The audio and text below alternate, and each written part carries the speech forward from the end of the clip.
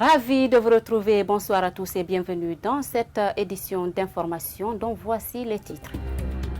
À la une de ce soir, les présidents des partis politiques l'UDG et l'UDRG ont réagi suite à la dernière sortie des dignitaires de l'ancien régime d'Alpha Condé demandant la libération de leur président. Pour Baouri, ces membres du parti RPG Arc-en-Ciel devraient se réjouir de la liberté qui leur a été accordée par le CNRD. Les Échos, c'est dans ce journal. Au moins 90 personnes ont été tuées dans la zone industrielle de Freetown suite à une explosion d'un dépôt de carburant dans la nuit du vendredi 5 novembre 2021. Et puis du 26 au 31 octobre dernier, la Guinée a abrité le tournoi qualificatif de la Ligue Basketball Ouest-Africaine. Vous suivrez l'intervention du président de la Fédération guinéenne de basketball sur le bilan de cette compétition. C'est tout pour les titres, les détails c'est dans un instant. Une fois de plus, bonsoir et bienvenue dans ce journal. La dernière sortie des dignitaires de l'ancien régime d'Alpha Condé suscite des réactions au sein de la classe politique. C'est le cas du président de l'UDG qui pense que cette sortie du RPG est une façon de montrer leur fidélité au président déchu Alpha Condé. Quant au président de l'UDRG, ses membres du parti de l'ancien pouvoir, le RPG Arc-en-Ciel, devraient se réjouir de la liberté qui leur a été accordée par les putschistes. Alpha Oumar Diallo pour plus de précisions.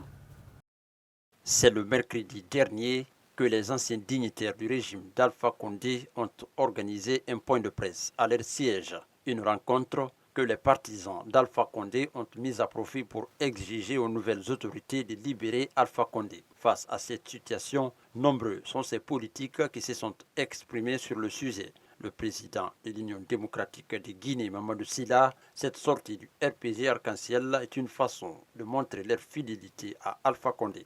C'est normal que si on prend un de vous, surtout votre chef, qu'on essaie de se remuer, que ce soit, même pas quand ça soit violent, mais je crois que c'est normal. S'il ne fait pas ça aujourd'hui, je pense que ils vont être las pour dire qu'ils n'aimaient pas leur président. Pour le président de l'Union démocratique pour la renaissance de la Guinée, les anciens dignitaires doivent se réjouir de la liberté qui leur a été accordée par les putschistes. Ceux qui aiment le président Alpha Condé devraient faire preuve de beaucoup plus de sagesse et de prudence. Premièrement, la dynamique en cours ne les a pas tellement affectés.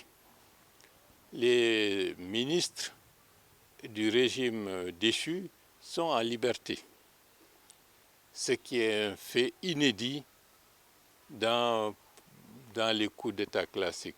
Nous nous en félicitons. Il faut faire preuve de sagesse, de prudence, et savoir que les 10 années ont été des années extrêmement difficiles pour l'ensemble du peuple guinéen.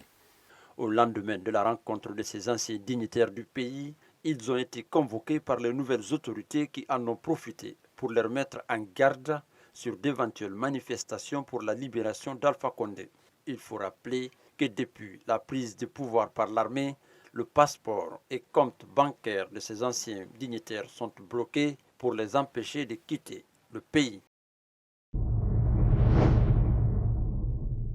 Plusieurs jeunes ont présenté leur candidature pour faire partie du Conseil national de la transition en Guinée. L'un des jeunes candidats, le président du collectif des jeunes démocratiques de Guinée, est revenu sur son projet de société lors d'un entretien qu'il a accordé à notre rédaction politique. L'interview réalisée par Ibrahim Soribari et Alpha Oumar Diallo est rendue par Mariama Kindibari. Le président du collectif des jeunes démocratiques de Guinée souhaite être parmi ceux qui vont faire partie du Conseil national de la transition, car pour lui, une fois au CNT, il compte défendre l'intérêt de la jeunesse guinéenne. En ce qui est de notre candidature, j'avoue que moi personnellement, je dois beaucoup à ce pays. Je le suis redevable, c'est pourquoi je veux vraiment être au CNT, parce que je sais qu'une fois au CNT, et comme tous les autres conseillers, nous aurons une certaine portion du pouvoir qui nous permettra d'agir en faveur des structures que nous représentons. Maintenant, pour ce qui est de ce que nous devons faire, personne aujourd'hui ignore que la course juvénile est vraiment mise à l'écart. Donc nous aurons deux missions une fois au CNT. La première d'abord, c'est se battre pour la défense des intérêts de la nation. Poursuivant, il a décrit la personne qui doit représenter la jeunesse à cette instance de prise de décision. Je profite de cette occasion pour le dire qu'il ne doit pas aller au CNT qui le veut, mais qui le peut. Parce qu'il faudra comprendre qu'une fois au CNT, nous aurons des représentants de tous les acteurs de la nation. Donc il faudrait vraiment, en ce qui concerne la jeunesse, que ce soit des jeunes dynamiques, ambitieux et qui ont vraiment, une certaine ambition pour le pays et qui ont aussi une certaine expérience en ce qui concerne la gestion, non seulement administrative, mais aussi la gestion humaine. Parce qu'au CNT, c'est la guerre des idées. Il faudra non seulement émettre des idées, mais aussi essayer de les défendre. Mais des idées, bien sûr, qui vont dans l'intérêt supérieur de la nation. Pour la course au Conseil national de la transition, plusieurs jeunes ont manifesté leur intérêt à Conakry et à l'intérieur du pays. Reste à savoir quels sont ceux qui vont être retenus pour la représentation des jeunes. L'Organisation guinéenne des droits de l'homme interpelle la nouvelle ministre de la Justice et garde des Sceaux d'organiser le plus tôt que possible le procès du 28 septembre 2009 qui a longtemps duré. Maître Alpha Amadou Desba a aussi eu son mot à dire sur la lutte contre la corruption qui gangrène le pays depuis des années. Suivez-le au micro de Yaye Oumoubari et Ibrahima Khalil Silla. Écoutez, en tant que défenseur des droits de l'homme, je pense que l'une des priorités va être l'organisation du procès des massacres du 28 septembre. À mon avis, c'est un dossier qui est déjà bouclé depuis plusieurs années. Donc, à mon avis, l'une des priorités sera de mettre vraiment à exécution, en tout cas d'organiser ce procès dans le meilleur délai. Ça, je pense que si elle parvient à organiser ce procès, cela va constituer quelque chose d'essentiel au niveau de la justice. Ensuite, il faudra moraliser la vie au niveau de la justice, puisque la plupart des fonctionnaires sont impliqués dans divers détournements.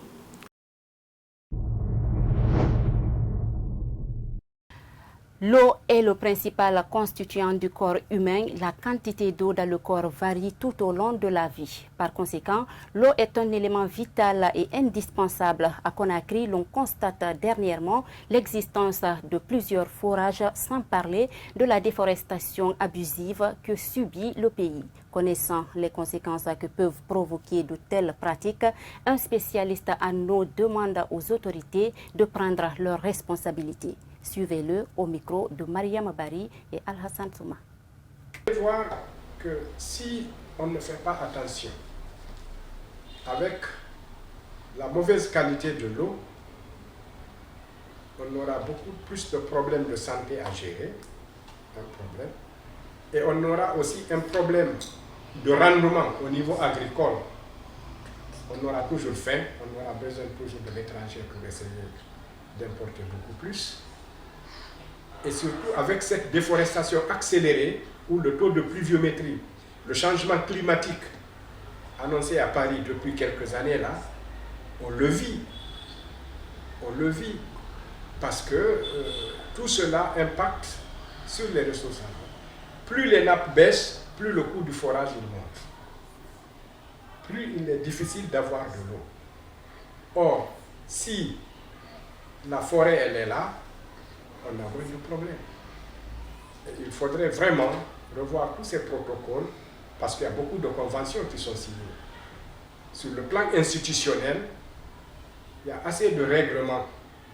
Mais il faudrait que aussi les communes vraiment, il y a eu un appui institutionnel qui s'opère au niveau des communes, qui s'implique beaucoup davantage sur les questions de l'eau, sur les questions de l'hygiène, parce que ça se passe sur leur territoire.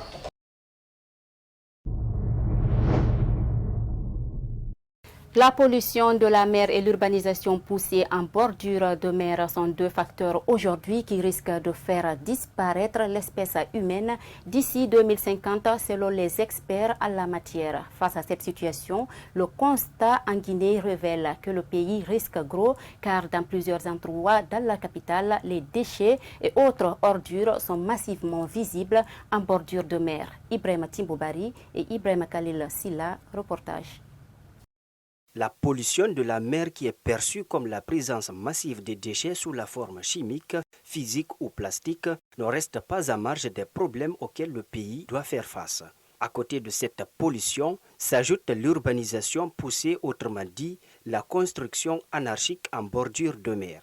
Face à ces phénomènes, cet environnementaliste énumère quelques répercussions que cela peut entraîner. Aujourd'hui, vraiment, cela a beaucoup de conséquences. Ça affecte non seulement sur le plan sanitaire, sur le plan économique, parce que la disparition de ces poissons, par exemple, ou la disparition de beaucoup d'espèces, ça déséquilibre l'écosystème. Ça peut occasionner le glissement de la terre vers la mer.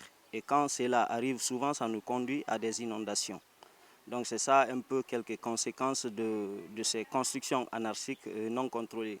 Pour sauver la Guinée du danger que renferme le réchauffement climatique, il propose des pistes de solutions. Avant de réaliser n'importe quelle construction, il y a des études qui doivent être faites.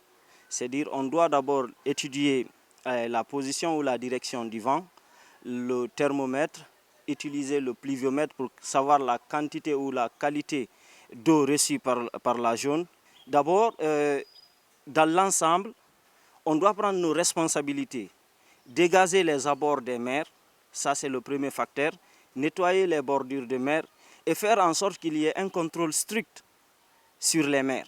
À rappeler que l'urbanisation poussée est notée aujourd'hui comme le premier facteur causal du réchauffement climatique. Direction l'intérieur du pays, les récentes données de la santé de la reproduction montrent que les services de planification familiale pour l'espacement des naissances sont faiblement utilisés dans la préfecture de l'Abbé. Deux raisons fondamentales sont évoquées pour justifier cette situation peu reluisante. Idrissa Sampirin Diallo, depuis la région foutanéenne. Avec une moyenne de 12%, les régions de l'Abbé et Mamou présentent le plus faible taux de planification familiale en République de Guinée. Pour le cas particulier de l'Abbé, les autorités sanitaires de la préfecture pointent un doigt accusateur sur les époux. Jusqu'à présent, les maris n'arrivent pas à comprendre que c'est une stratégie pas réductrice du nombre d'enfants, mais c'est plutôt une stratégie qui sert à espacer les naissances. Mais souvent, les maris ne comprennent pas cela, donc les femmes sont obligées parfois de se cacher. Donc ça, c'est vraiment un problème entier. À cette réticence supposée au réel des époux, il faut ajouter l'inefficacité avérée des structures de mobilisation sociale installées auprès des postes et centres de santé de la préfecture dans le but d'aider à la sensibilisation de la population à la base.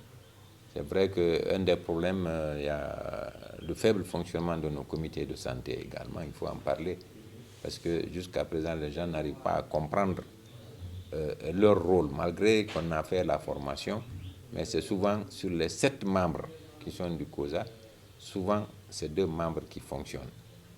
Et ça, ils sont là en fait pour aider les structures, ils sont l'interface entre la population et la structure. Les initiatives prises jusque-là pour rendre opérationnels ces comités de santé et d'hygiène n'ont produit aucun résultat fiable. Ces COSA viennent d'être renouvelés cette année. Ces COSA ont été renouvelés et ont bénéficié des formations grâce à l'appui de certains partenaires, mais qui malheureusement encore ont tendance à fonctionner comme les comités de gestion d'antan. Le district sanitaire de l'Abbé compte 17 centres de santé et 80 postes de santé répartis entre la commune urbaine et les 13 sous-préfectures. Et puis, je vous le disais également, en Sierra Leone, une explosion d'un dépôt de carburant a tué au moins 90 personnes dans la zone industrielle de Freetown. Le drame s'est produit dans la nuit du vendredi 5 novembre 2021. Le commentaire, c'est avec Bintou Souma. Au moins 90 personnes ont été tuées dans l'explosion d'un dépôt de carburant vendredi soir dans la zone industrielle de Freetown, la capitale de la Sierra Leone en Afrique de l'Ouest. L'explosion s'est produite après qu'un camion-citerne de 12 mètres de long, transportant du carburant, soit entré en collision avec un autre véhicule à un carrefour situé à l'extérieur du supermarché, très fréquenté de Quatram dans le quartier de Wellington, aux alentours de 22 h du vendredi 5 novembre 2021. Le feu s'est ensuite propagé dans le quartier. Plusieurs corps calcinés ont été découverts dans des véhicules et dans les rues adjacentes.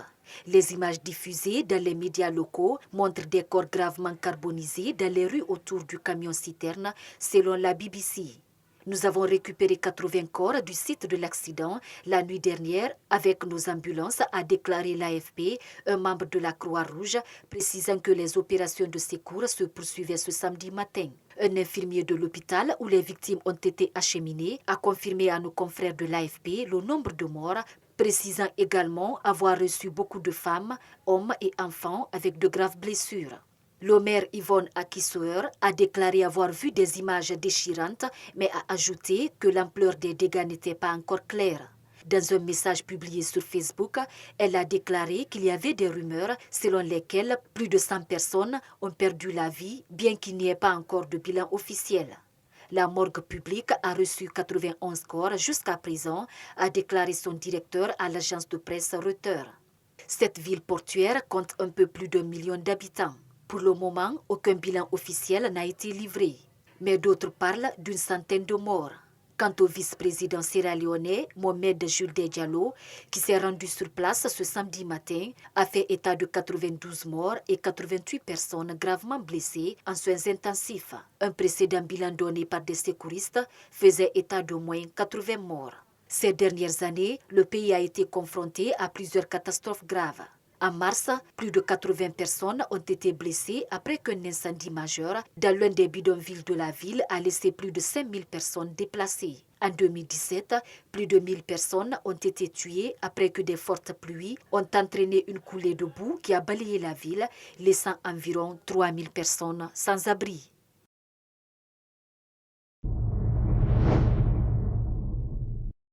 Sport, dans ce journal, la Guinée a abrité du 26 au 31 octobre dernier le tournoi qualificatif de la Ligue basketball ouest-africaine, une compétition qui a regroupé 5 pays. Ce samedi 6 novembre, le président de la Fédération guinéenne de basketball est revenu sur le bilan de cette compétition. Ibrahim Diallo.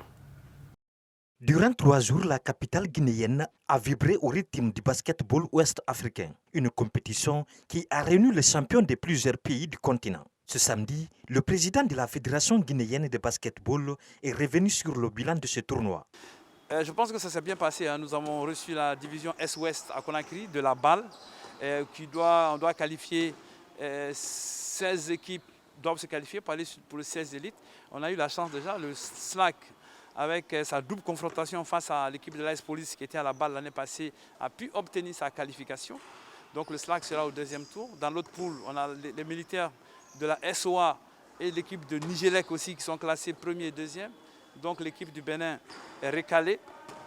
Ensuite, plutôt au Cameroun, il y a l'équipe aussi camerounaise qui est qualifiée, FAP. Donc on aura, avec 2 équipes que la FIBA va choisir, qui vont octroyer des invitations. Donc on aura 8 équipes pour la deuxième phase. Et lors de cette deuxième phase, les 3 meilleures équipes seront qualifiées pour les phases de la balle. Donc je pense que c'est le sésame qui est recherché. Et toutes ces équipes sont en train de se battre aujourd'hui pour recruter des joueurs américains et des basketteurs de haut niveau pour avoir une meilleure représentation à cette compétition. Au-delà de cette satisfaction, Sakuba Keita a évoqué des perspectives, notamment l'ouverture du championnat national de basketball. Là, rapidement, c'est-à-dire un redémarrage du championnat qui se pointe à l'horizon, qui va aller très vite. Je pense que dans 10-12 jours, on doit relancer le championnat. Ensuite, l'équipe nationale de Guinée encore doit être présente à Benguela, c'est à 541 km de Luanda, et pour les éliminatoires de la Coupe du Monde. Donc là déjà, il faut courir, il faut remobiliser, il faut chercher des moyens auprès du gouvernement encore. Il faut rassembler les professionnels. Ensuite, on a le SLAC aussi dans la même période qui va aller jouer le 16 élites et probablement vers le Cameroun. Donc vous dire que c'est lourd et on croise les doigts, Dieu va nous aider et nous en appelons à tous ces annonceurs et sponsors de donner un coup de main pour que la Guinée soit au mieux représentée. C'est dans une ambiance conviviale que cette compétition a pris fin dans la salle du Palais des Sports du 28 septembre de Conakry. A noter que le représentant guinéen, le SLAC, s'est qualifié pour le second tour du tournoi.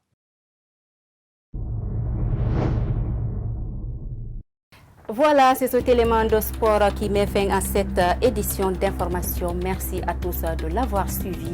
Au revoir.